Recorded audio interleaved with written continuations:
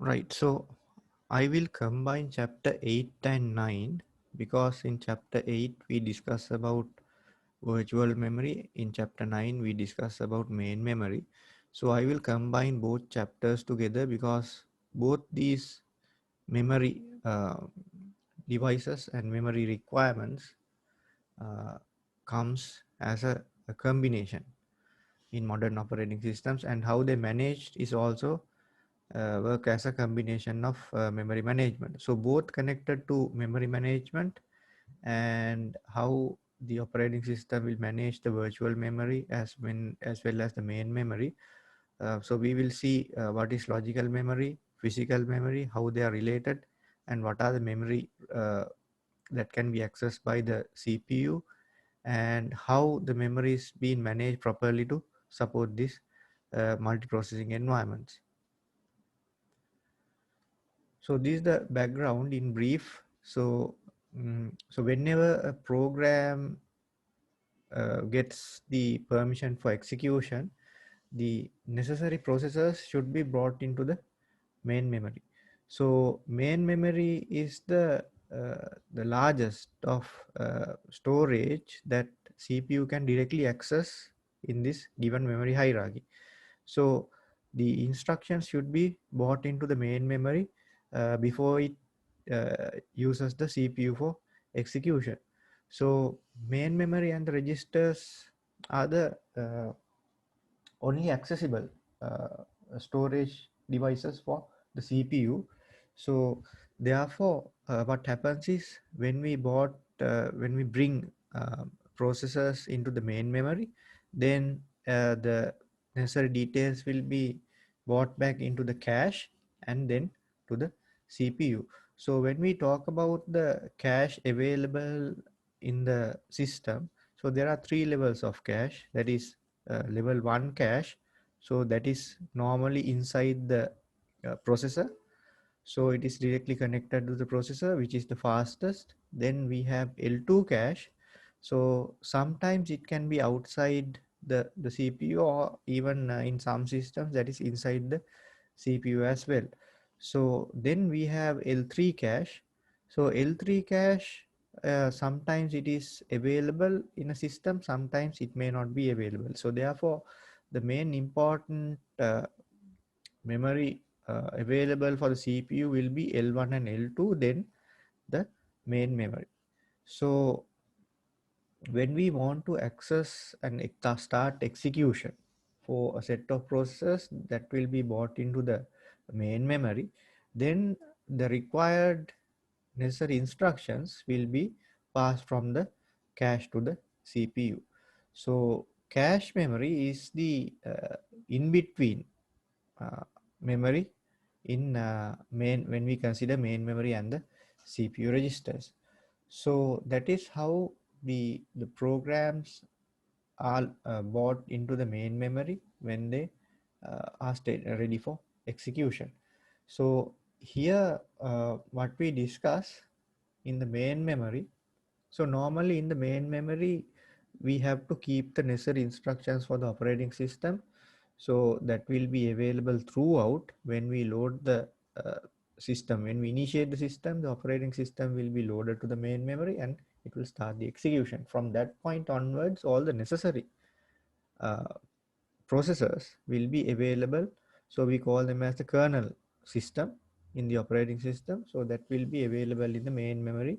So most of the time that is available in the first maybe 100 or maybe the allocated amount of memory in the main memory location.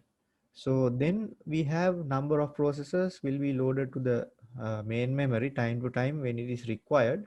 So what happens here is when a process brings to the main memory, it will use the CPU and maybe number of times. So we have all discussed that. And then after completion, the memory will be uh, cleared for that particular process. So another process will have a chance to load and start execution. So here the important aspects are the location of the process. So that is indicated by two registers, base register and the limit register. So base register will have the starting point of the uh, process, that is the starting point, starting address, and then the limit. So that means how much more space will be allocated for each process. So those are the very important aspects when we consider memory allocation for the main memory. So this base and limit may vary based on the process that is loaded and as well as the available memory space in the main memory. So in a given situation, so we can consider a simple scenario like this. The operating system and three processors are loaded to the main memory as well as there are some free spaces.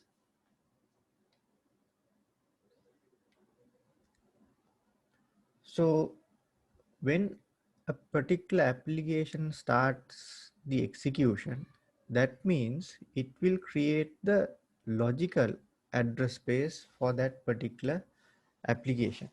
So the logical address space is created, and then whenever the necessary processes need to be executed, those will be brought into the main memory.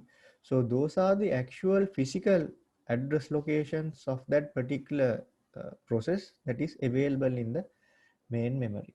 So in the uh, application execution, what happens is when a particular application initiates and starts its execution, the set of logical addresses will be created.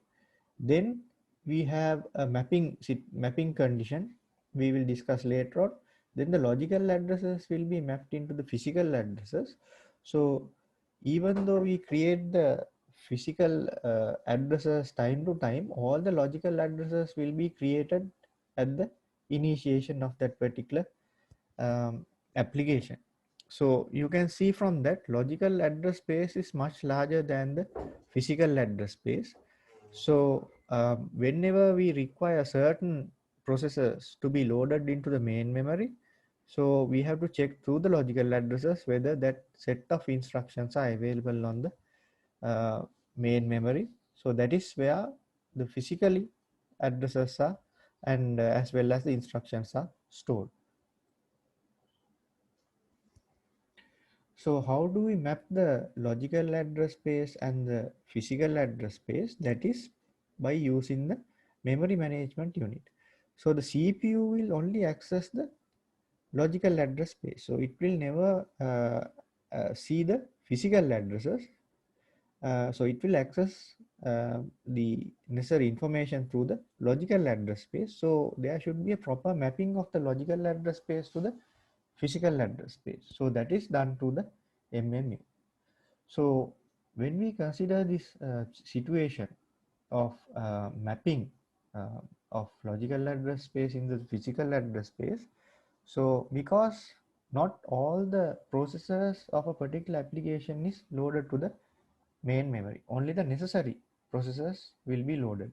So because we need to save the memory space, because available memory space, physical address space is limited. Therefore we load only the necessary addresses. So whenever we require some more uh, processors, then we look into the physical address space, whether there are any space available. If the space is available, we can load the physical addresses. Then there's a mechanism to identify whether it is available on the physical address space or not. So if it is available, then the CPU will start the execution. So this is how the logical addresses are mapped into the physical addresses. So in the main memory, there can be a large available address space, but the logical address space is much larger. Assume that you have multiple applications running on the computer system. That means you may be get ready to execute hundreds of processes. So it may not be possible to load all the addresses, all the instructions and the processes to the main memory. So therefore, the physical memory has to be managed properly. So that is why we have this mapping uh, mechanism where we have the logical address space, and each time when a particular process needs execution and the instructions to be loaded to the CPU, it will check on the physical address space through this MMU. So MMU will identify the logical address space and map to the physical address space where it actually physically resides on the main memory. So this relocation register will identify where the actual location of the address space. So this can be dynamic. So that means for a particular logical address, the physical address space may differ time to time, because sometimes you load it to the memory, complete that particular task and remove that particular set of instructions. Later on, again the logical address space may require the same set of instructions or a set of processes to be executed. Therefore, again the detail should be loaded. Therefore, the physical location may be differ from the first location to the second location. So therefore, dynamic uh, relocation is required in modern operating systems. So, so how do we store the access or the extra set of processors to be loaded into the main memory? So we have a backing store, or we call it as the virtual memory space. Sometimes in Linux, we call it as the swap partition, where we have a, a space allocated from the secondary storage, which has faster file system as well as easier access from the memory main memory to that particular uh, memory backing store or the swap partition. So when certain information or certain processes are not required at that moment, we will remove them and put them into the backing store or the swap partition. Then the necessary instructions or necessary processes that requires execution immediately will be loaded to the main memory. So the operations that we discuss here is removing certain instructions or processes from the main memory to the backing store and loading the uh, currently required set of instructions from the backing store to the main memory. So removing the processors and instructions from the main memory to the backing store, we call it as rollout or swap out. Bringing back the necessary details from the backing store to the main memory, we call it as roll in or swap in. So Linux Unix systems, they have their own separate partition for that. You may have already seen that partition called swap partition, which is used for this particular purpose. So in Windows systems, that is not directly visible to the users, but they also use the same situation. They use a separate partition for virtual memory management. So why we need the virtual memory? Because the memory may not be enough to load the whole set of processors at the same time. Therefore, we keep it separately. Whenever it requires, we load it and use the necessary processors or the instructions. So this is how it works. So as you can see, certain processors may not require, so we take them out. We call it as swap out. And certain processors may immediately need for execution, we can bring them to the main memory. We call it as swap in. So this should happen very quickly. Otherwise, there will be a delay in processing. And also, we have to have enough memory space in the main memory to swap in as well as swap out. So then memory allocation can be done continuously as well as non-continuous memory allocation. So we consider these two options. Both options are available. So what happens is the operating system will easily use a contiguous memory allocation. That means wherever we have continuous memory slots available in the main memory, that will be allocated for certain processors to obtain the memory space and start execution. So the base and the limit will determine the starting point as well as how much space is required in the main memory. So the memory management unit, MMU, will map the logical address spaces dynamically for the physical address space to identify the correct instructions for the CPU for execution.